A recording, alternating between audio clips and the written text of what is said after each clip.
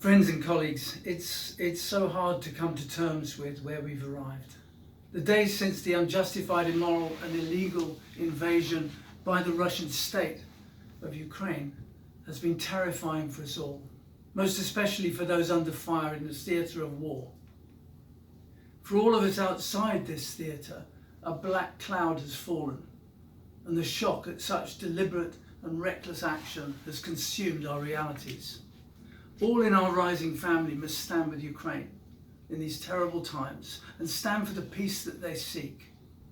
And stand with those Russians, including our co-workers, students, friends and neighbours who are not responsible for this war, many of whom continue to speak out with great courage, thousands of whom have been incarcerated by the Russian state for their peaceful protest and for their non-violent resistance to this terror. We identify with them all. We must combine the immediacy of care and concern for people with a longer term reflection on our work within Rising, within the Academy, on our values and purposes. How have we arrived here?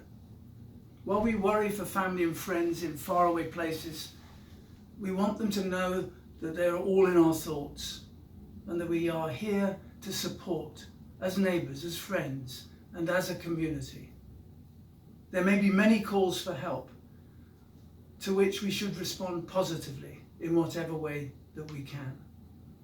And we must restate our unambiguous commitment to defending peace, positive peace, treasuring it and holding it close to our way of life, as well as to the values that are incompatible with the imposition of power by violence. War is a catastrophe that kills people, destroys infrastructure, damages confidence, and knocks back our freedoms to think and to share knowledge, to construct across generations and geographies a more democratic and peaceful world.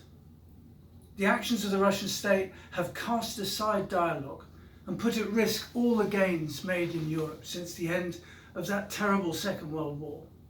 In our interconnected and interdependent world, we know the high stakes go way beyond Ukraine, way beyond Russia, way beyond Europe. What terrible times indeed. Thank you all for your empathy. We all share the horror of this crisis, which is indeed disheartening. Personally, having spent so many years in seeking to better understand difference between cultures, we're now faced with such violent conflict within a culture, describing how desperate a moment this is. So many of our assumptions and understanding have been changed in recent weeks. Some say we're in an age of unpeace, where we'll willfully weaponize modernity, whether it's the internet, globalization, oil and gas, while others simply describe the complexity itself as an age of chaos. Whichever or whatever, what we do know is that the victims are always the most vulnerable. Above all else, we must stand by our values, be unambiguously accepting of the rights of others. And what I think will save us all is when we each look into the darkest of places and we do see humanity within. Even a young conscripted Russian soldier. Let's hope indeed.